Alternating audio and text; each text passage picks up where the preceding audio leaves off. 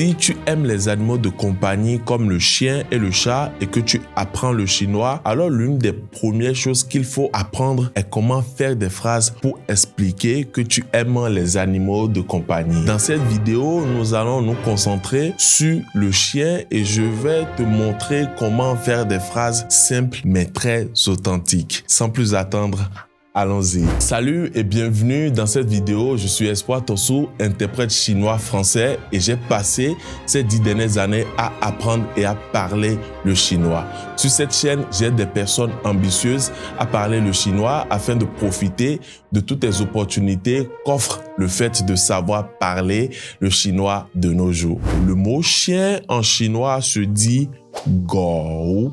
Écoute bien et répète avec moi. Gou. Le mot « gou » est composé d'un seul caractère et se prononce avec le troisième ton. La voix descend puis remonte légèrement. Nous avons donc « gou ». Je répète « gou ». Le mot « gou » est le mot couramment utilisé pour désigner un chien en chinois. En chinois comme en français, le mot « gou » est utilisé pour désigner tout type de chien, peu importe sa race. Avant de commencer à te donner des exemples d'utilisation de ce mot, il faut absolument savoir qu'en chinois, lorsque tu veux dire par exemple un chien, tu ne diras pas « yi gou » avec ici « yi » qui veut dire un et « gou » qui veut dire chien. Mais tu diras plutôt yi ji gou parce que les Chinois utilisent ce qu'on appelle des spécificatifs pour chaque mot. Je t'explique. Les spécificatifs sont des mots qu'on met devant un autre mot pour expliquer, pour désigner le type de mot, comme ce qu'on dit en français, une paire de chaussettes. En chinois, on peut donc utiliser les spécificatifs pour presque tous les mots. Dans une prochaine vidéo, je vais t'expliquer comment cela fonctionne. Donc, ceci étant dit, nous allons commencer avec le premier exemple avec le mot gou. Le premier exemple c'est na zhi gou hen ke ai. Na zhi gou hen ke ai. Ce chien est très mignon. Donc, na, c'est celui-là. Zhi, c'est le spécificatif qu'on utilise pour accompagner le mot chien en chinois. Quand tu apprends les vocabulaires du vocabulaire en chinois, il y a certains mots qui sont accompagnés du spécificatif, d'un spécificatif comme je l'ai dit tout à l'heure. Donc, à chaque fois, tu sauras quel spécificatif utiliser pour quel type de mot. Donc, ici, le spécificatif pour le mot gou, ça se dit zhi.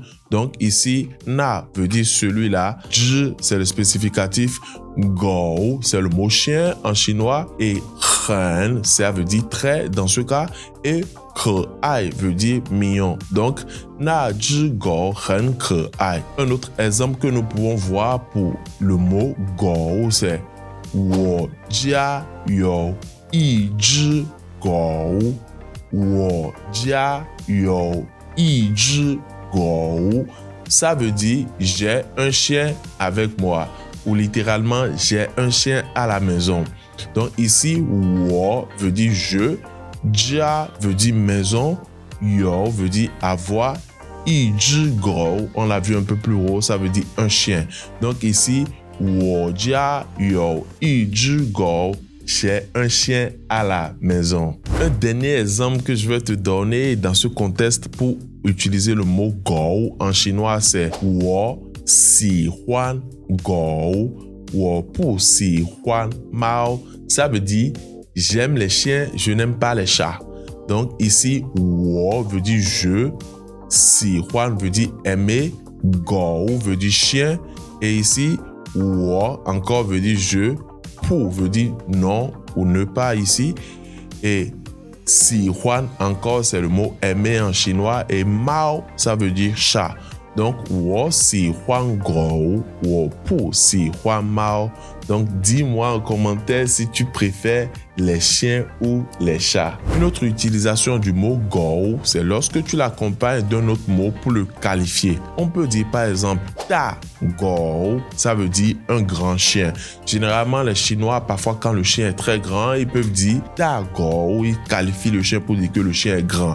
Et aussi Quand le chien est tout petit, tout petit, ils peuvent dire aussi xiao gou pour dire que c'est un petit chien. Et la plupart du temps aussi, ils utilisent le mot xiao gou pour qualifier les petits chiots. Donc, ça dépend de l'espèce du chien. Si c'est un chien qui est naturellement tout petit de taille, tu peux utiliser le mot xiao gou, ou tout simplement quand c'est un chiot, tu peux toujours utiliser le même mot. À part ces manières d'utiliser le mot gou, il faut vraiment faire attention au contexte péjoratif. Le mot gou peut aussi parfois être utilisé dans des expressions d'insultes ou péjoratives. Alors, sois prudent et fais attention à des utilisations. Parfois, ce mot peut être utilisé comme insulte. Si tu as aimé cette vidéo, tu vas forcément adorer la vidéo que j'ai faite sur le mot le plus facile en chinois. Tu peux la regarder juste en cliquant ici.